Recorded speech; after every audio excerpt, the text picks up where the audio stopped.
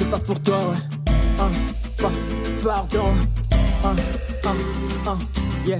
Mike Laveste, pardon. Et Dieu créa l'homme, il a vu que ce n'est pas bon que l'homme soit son femme. Je te demande pardon. Coup d'œil sur l'album, sur tous ces moments qu'on a passé ensemble. Non, ne t'en va pas, pardon. Il y a eu des hauts, il y a eu des bas, il y a eu des bas. Ne me dis pas que tu vas jeter par la fenêtre 5 années de mariage comme ça. 5 années de mariage, parlons-en maman de ces 5 ans. 5 ans où j'ai souffert en silence. 5 ans, mais c'est rien ça. C'est le début. Et les débuts, c'est jamais facile, hein. Mais maman, il est allé trop loin cette fois-ci. C'est pour ça que je suis partie. Ça fait 1 mois. 1 mois que tu étais voir ailleurs. Waouh, il n'a pas été voir ailleurs. C'est moi, Jacques. Maintenant, tu dégages. Pars d'ici, tout de suite. Ah, dans 1 mois, ma chérie. Non, mais c'est pas de ma faute. Si ton mari est plus heureux avec moi. Ah ouais. Apparemment, je lui donne des choses que toi, en 5 ans, tu n'as jamais pu lui donner. Ils me l'ont troué. Ils me l'ont poignardé. Ils me tenaient les mains en croix. Ils m'ont écarté les jambes. Ils m'ont ligoté. Enfoncé partout leurs yeux couteaux. Leurs doigts couteaux, leurs ongles couteaux. Au-dessus de ma tête, le ciel tout déchiré, tout écartelé descend. Aussi, leur bouche chérissait des haines. Et leur plaisir au bout de leur hachoir qui me débutait tout au fond en tranches de viande. Comment la narration était, les hauts et les bas, l'histoire, elle raconte une belle histoire, elle revient dans son temps. En fait, tu vois, c'est comme si elle nous a raconté une histoire en mode, si pour utiliser les largos comme ici, les rappeurs avant tout, en mode démence. Elle revient consciente, elle raconte une histoire, après les démons la récupèrent, elle vit, mais putain, voilà ce que j'ai vécu, bon, je l'oublie. Imagine cette histoire, ça te fait rentrer dans l'environnement, ça te fait rentrer dans la violence, ça te met dans la peau de l'agresseur. Et tu souffres au même moment que tu es dans la peau de l'agressé, tu te mets à côté, tu le vis en fait, tu vois comment est-ce que toi tu agis envers, je parle des hommes bien entendu, tu vois comment est-ce que toi tu agis et qu'est-ce que ressent l'autre personne envers qui tu commets cette violence. Je crois que ça causera un déclic, cette histoire, cet événement, franchement, ça fait à grande échelle. Ce n'était plus mon corps qui débutait avec leurs machettes, mais de la viande. Ce n'était plus ma bouche qu'ils pilonnaient avec des coupes gorgées de sang, mais de la viande. Ce n'était plus mon cul qui défonçait en allaitant des injures sales, black, mais de la viande. Violence pure de l'homme, férocité du colon qui viole l'Afrique.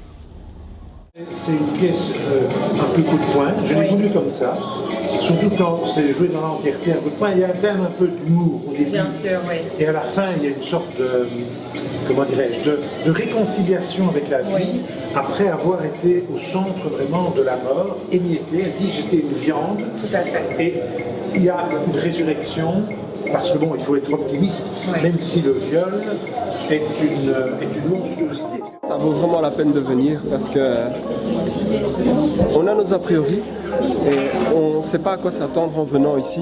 Et puis quand on vient, finalement, c'est une agréable surprise. Voilà. Je pense que la violence est un peu partout.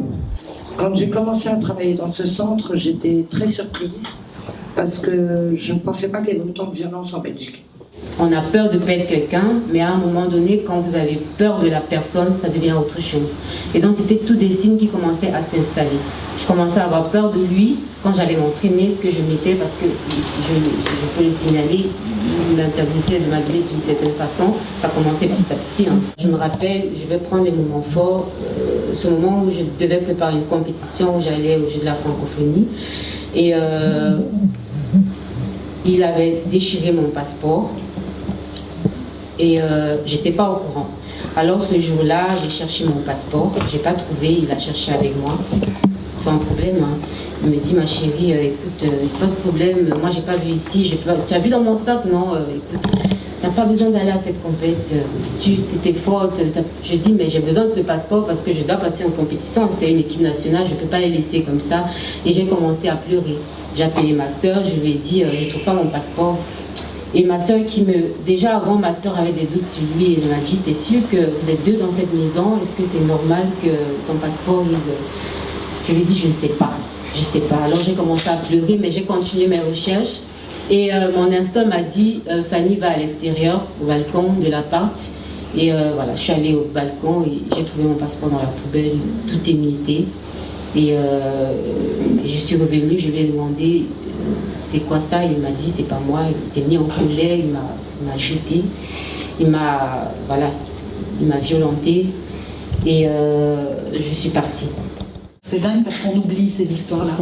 On n'a pas trop envie d'être confronté à ça. Or voilà, en tant que femme, c'est ce que je disais tout à l'heure, je pense qu'il n'y a pas une femme sur Terre qui n'a jamais eu peur d'un homme.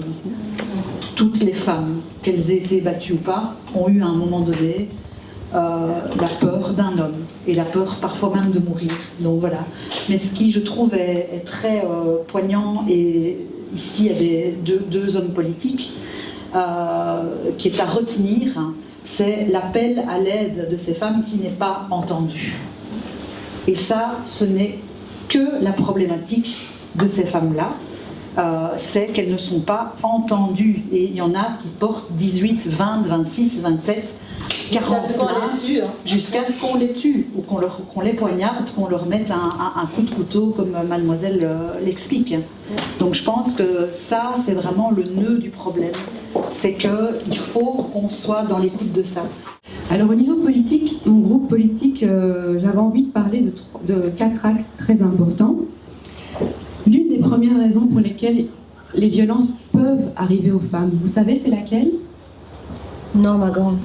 Parce que je pense si on regarde un petit peu les bijoux blancs qu'on vient de voir, un mot qui revenait très souvent, c'était lequel ? Pourquoi bijoux ne partait pas ? Oui, mais la sécurité. La sécurité, l'argent. Les violences contre les femmes ont plus d'incidence parce que les femmes ont un poids sur leurs épaules, l'éducation des enfants, et aussi le fait que elles ne sont pas aidées, elles ne sont pas indépendantes, et même quand elles se battent pour être indépendantes, la société n'est pas faite pour qu'elles puissent l'être. Je m'explique. C'est souvent les femmes qui travaillent à mi-temps. C'est souvent les femmes qui s'occupent des enfants. C'est souvent les femmes qui ont des salaires beaucoup plus bas que les hommes. C'est souvent les femmes qui se retrouvent à devoir s'occuper de l'enfant malade.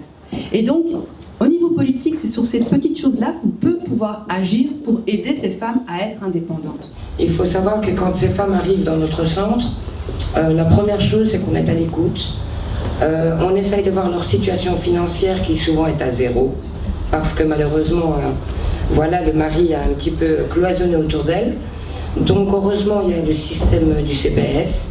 Nous avons les allocations qui souvent sont reprises par le mari dans un premier temps. Donc la femme peut se réaccaparer un petit peu tous ses finances. Et puis par la suite, en fonction de ses réels besoins d'elle et de ses enfants, on les réoriente dans des centres qui sont plus adaptés à ses besoins. Je trouve que nous devons continuer à faire réflexion pour faire avancer les dispositions un peu plus vite qu'elles n'existent aujourd'hui. À mon sens, un simple constat d'un agent de police, une verbalisation d'une violence des personnes qui sont en danger devrait suffire pour que nous, en tant que logements sociaux, nous puissions déroger dans la priorité pour pouvoir octroyer le logement plutôt que de contraindre chaque fois les victimes. Voilà, de faire tout le compte. Donc c'est une des propositions à laquelle je réfléchis en venant ce soir ici. J'espère qu'on va pouvoir la suggérer au moins au ministre, en espérant que, comme elle en fixe une priorité, pour que ça puisse aider un volet de ces violences. Il y en a de toutes formes, financières, les hommes aussi, de plus en plus sont victimes de violences. Donc voilà, moi je voulais porter cette réflexion pour être plus concret dans une des solutions. Ça ne va pas mettre fin aux violences, mais ça ne va pas renvoyer les victimes dans les mains de leurs bourreaux parce que tout simplement elles ne savent pas où aller dormir. Franchement, moi j'aurais aimé amener plus d'hommes, surtout dans mon entourage. Je regrette que certaines personnes que je connais, peut-être personnellement, qui sont quand même violents envers leurs copines ou les femmes, que ce soit psychologiquement ou physiquement, j'aurais aimé que ces gens-là viennent. Les femmes qui viennent, est-ce que après vous les suivez et vous voyez qu'il y a une évolution dans leur vie? Est-ce qu'elles s'en sortent? Très clairement. J'ai pas envie de dire du tout au tout parce que c'est un processus, mais pour beaucoup de femmes qui, en tout cas moi personnellement, m'ont approché après que j'ai donné mon témoignage. Je ne sais pas si la vidéo est déjà passée ou si vous l'avez fait passer après. C'était comme un, en guillemets, coming out, parce que c'était vraiment un témoignage de grand jour que j'ai dit sur l'expérience que j'avais vécue. Beaucoup de femmes m'ont approché avec lesquelles j'ai travaillé beaucoup en inbox. Quand elle parlait des enfants, ça me parlait énormément. Parce que les enfants, malheureusement, vivent au milieu de cette violence. Et dans le centre, je constate qu'ils reproduisent cette violence avec les autres enfants. Dans la pièce que vous nous avez montrée, la première, Jacques, c'est un gros salaud, évidemment. Il bat sa femme, mais il y a un autre personnage qui est très important. C'est la mère. Alors nous, les femmes, on oublie parfois le pouvoir qu'on a. C'est qui élève nos enfants? C'est ça. C'est nous, hein. Alors je dis pas, moi j'ai 2 garçons, je sais pas comment j'ai fait, mais j'ai élevé un gros macho. Et je peux expliquer. Mais non, mais l'autre pas du tout. Et je vais donner la même éducation. J'ai les mêmes. Mais ce qui n'empêche que mon macho, un jour, on parlait justement d'une jeune fille qui s'était fait agresser, et alors il me sort un truc. Oui, mais t'as vu comment elle était habillée? Je dis, hé, qu'est-ce que t'as dit? Je l'ai recadré tout de suite, mon macho. Tu vois? Et ça, c'est notre rôle à nous, à mère. C'est que les hommes considèrent encore aujourd'hui que les femmes leur appartiennent comme des choses appartiendraient à un homme. Vous savez, notre société vient aussi du droit romain. On parlait du pater familias où les femmes appartenaient à l'homme. Et donc, il y a encore dans nos réflexes, en tant qu'homme parfois, l'idée qu'une femme ne peut pas nous quitter. Et ça, c'est quelque chose qu'on doit enseigner dès l'enfance, sur le fait que personne n'appartient à personne en tant qu'être humain. Donc je soutiens vraiment ces questions de sensibilisation. Il faut que c'est une affaire d'hommes, c'est une affaire de femmes. On a tous, on a tous nos soeurs, nos frères. C'est l'éducation, je crois. Si on éduque convenablement le futur, les jeunes, je crois que c'est des événements qui ne se reproduiront plus parce que un être humain ne doit pas dominer sur un autre. Le respect, l'amour et la joie de vivre. Merci.